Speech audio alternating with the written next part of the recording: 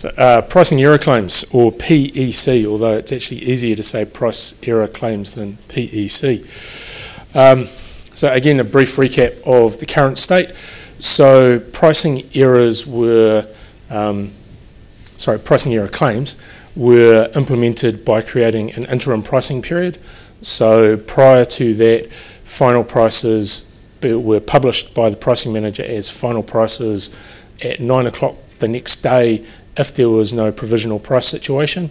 So if there was neither a problem with the inputs nor the outputs, prices were published at 9 o'clock. And once they were published as final, because of what had gone on under the NZEM, where there was some price changes for settlement that lasted 2 or 3 years to work through, people were adamant when the electricity governance regulations went in that final prices were final and you could not change them.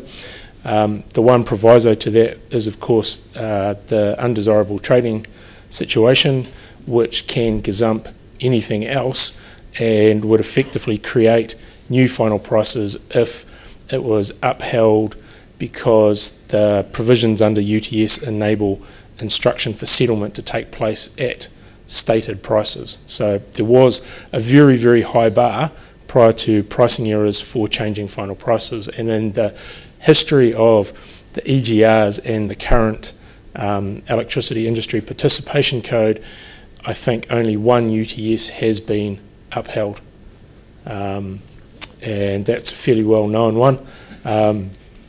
There's been a couple of others that have been claimed, but have not been upheld.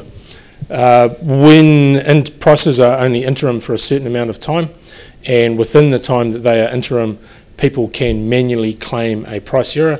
So they have to notify and make the claim to the pricing manager, who currently assesses and oversees the pricing error oversees the pricing error process. At the moment, a claimant for a price error is meant to be materially affected, but that is not defined in the code, and the authority can claim price errors themselves.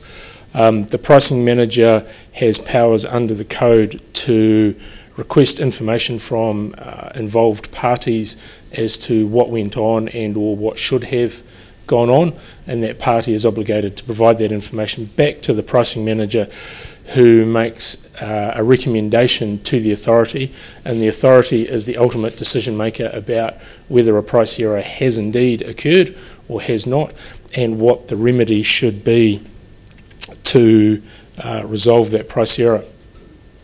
So under the RTP consultation, there were 3 questions on this. Do you agree we should retain a price error for addressing material price errors? The majority support said yes. There was a great quote from, this is Genesis, so if anyone from Genesis is here, no. That, you know, they drilled into a key consideration for price errors, that confidence in real-time prices could be undermined if available in real-time means available at a later time in the event of a material price error claim. So all of the benefits, so what that's saying, and we're very aware of it within the project, is anything which can change the prices after the fact runs contrary to the whole theory and desire to make the prices that you see in real time solid decision making, enabling good decisions to be made for everybody's own vested interests. So you know, there's a balance to be made there, and there wasn't a specific question, but in the consultation paper and subsequently, we've been bouncing around the idea of what the materiality threshold should be for saying, as the first step in processing any price errors that occur or are claimed under real-time pricing, to say this is adversely impacted and there hasn't been sufficient impact to the market to erode the benefits of real-time pricing. So we haven't, as to exactly how that, so short example would be you'd have to recalculate the prices based on a changed input to create the counterfactual prices on which to assess whether materiality had occurred. And of course, the actual threshold of materiality isn't necessarily, certainly not my decision or Transpower's decision. That's an industry consultation question to say how should we maintain confidence in real-time prices while enabling some to be retested and potentially recalculated, and where should we set that bar? So that'll be, I imagine I'll probably get a death stare, but in the second consultation. Murray, do you expect an increase in PECs under RTP, or do you expect it to be much the same as it is now, or a decrease? Hopefully a decrease. Some of the things are that transfer of information to final pricing and the snapshotting of final pricing as that one go at initial conditions is the origin of some of the price errors. So with the frequency of redispatch, that if you don't catch it for the start of the trading period but you catch it before the next, you've had one dispatch price that's forming the average has been adversely impacted, and 5 are good. So it's very hard to say. The hope is that not the hope, but central sort of premise of RTP is that certainty. So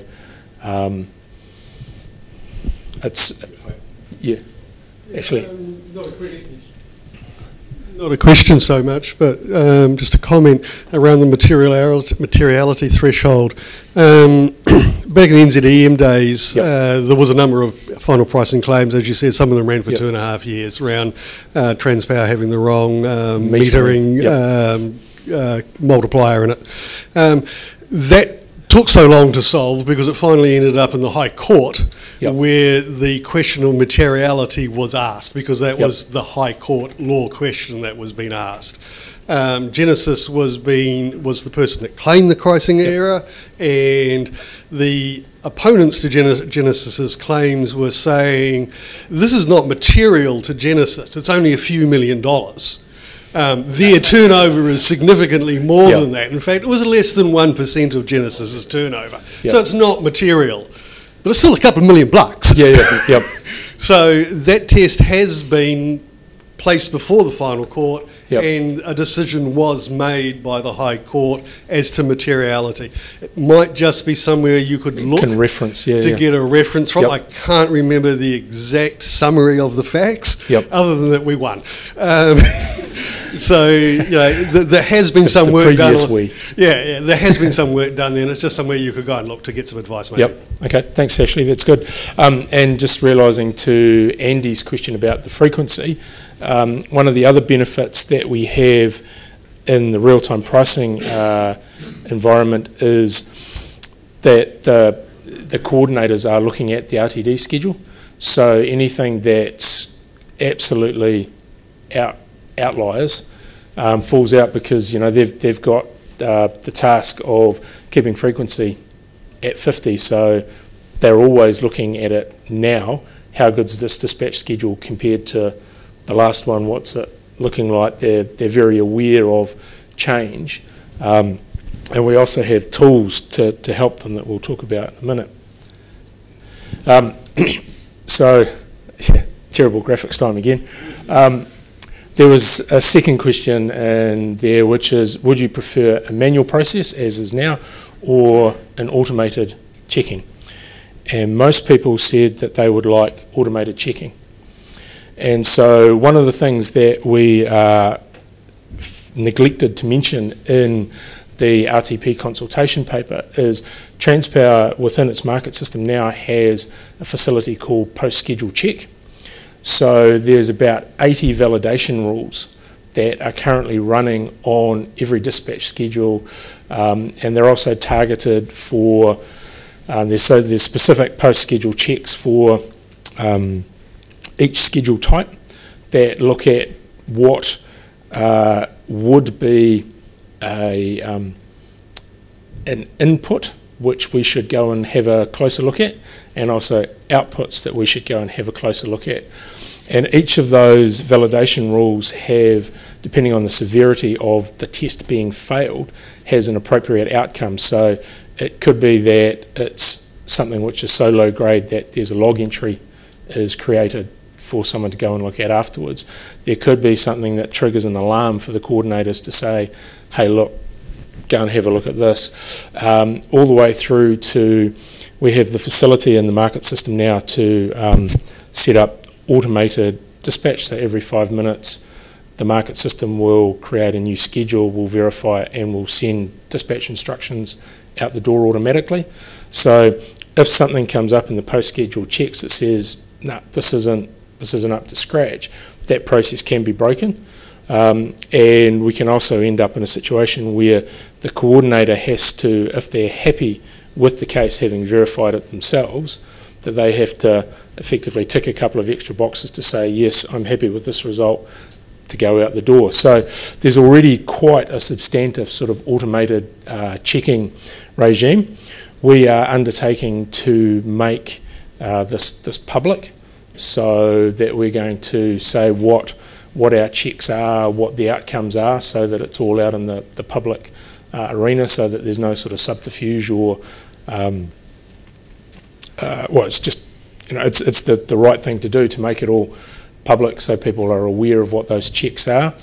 There are a couple of things where if you were running a entirely separate mechanism for pricing compared to dispatch, that you could have a different set of checks over here that aren't as easily applied directly to the dispatch schedule. So for instance, if you are running a separate pricing schedule, you might say, I want to check the generation change between each schedule, and then say, oh, this one, a big unit's gone from full output down to zero, I want to check that, so someone will come along and look at that after the fact. In the dispatch environment, that's a genuine outcome because big units do trip, so you can't, you've got to balance your price checking outcomes with unnecessarily hampering the operational outcomes. And there was also quite a bit of support for a hybrid scheme, because people either thought that they needed to still have the ability to claim manual price errors, or that they wouldn't have full faith and confidence in any automated checking system. There was the second question. If a manual price error claim was to be retained under real-time pricing, who should perform that role? The reason that this would be changing is, as Justin said at the start of the session, with the removal of the final pricing schedule, the bulk of the pricing manager's current functions are gone, and so there was quite a bit of discussion about whether it was worth keeping a pricing manager function simply for being able to investigate price errors and process price errors. So that was tabled along with Transpower as the system operator doing it, or the authority. Most support was for the system operator to be the one that does the investigation and makes a recommendation, and in any event, whoever's doing it, the EA is going to be the ultimate decision maker. So, and they've got some very clever cookies that verify everything that we do anyway. So in summary, the proposal at this stage is that manual price error process would be retained, that there would be a materiality threshold, and thanks for the tip on where to make a good start on that. They'd be assessed and processed by the system operator, and the authority would be the ultimate decision maker. PSC, so we have that post-schedule check, which is all pre-publication, and we're going to socialise what those checks are. And we are all within the project and acutely aware of the impacts of price errors on WYSIWYG, so what you see is what you get. So the goal, as we've said a few times, of real-time pricing is that price certainty, and changing prices after the fact runs contrary to that. And we're also acutely aware, and there was good feedback on this around the need for expediency, and when price errors are claimed, that some of them have run to 2 or 3 weeks before decisions have been made, and when you've got monthly settlement, and also the learning, if there's any sort of thing sort of systemic that might be in there, that people want expedient answers out of that. And that was one thing, sorry, I didn't put in the slides, that I think again it was Genesis had said that anything that comes up which is sort of that systemic nature, that heaven and earth should then be made to move to fix it, so that if there was something in there that in our tools that was slightly awry, that rather than having it ongoing, that there's got to be significant effort put into correcting it, and obviously we would undertake to do that. So, are there any questions about price errors? Cool. I'll just jump one at you, Murray. Currently, yep. How many price? Currently, with the current system, how many do we actually get? Are they common, rare? I think it's about sort of in the order of 10 to 20 a year. And I know, some of those have been that snapshotting of initial conditions. So, working in with Hamish's discussion about high spring washers, where Transpower claimed a price error because we had endeavoured to run the high spring washer right-hand side, we had endeavoured to adjust the right-hand side of a constraint to line up with what our real-time tools were telling us, and we had 3 constraints that were named almost identically, and we relaxed the one that wasn't binding. That was corrected a minute into the trading period, because people had that very fast feedback loop of, no, it's still binding, so they corrected that, but then that created a price error in the current system, because we had time-stamped and locked in the right-hand side that we were endeavouring to change, which created price outcomes that weren't what was intended. So I think it's about sort of 10 to 20 a year at most. And certainly with that, the question of the materiality threshold, it sort of doesn't really feature too much now. So some of them have been some fairly small changes, and everyone in the room will have a different version, a different perspective of what is small and what isn't small, but there's some where there wasn't a lot of change.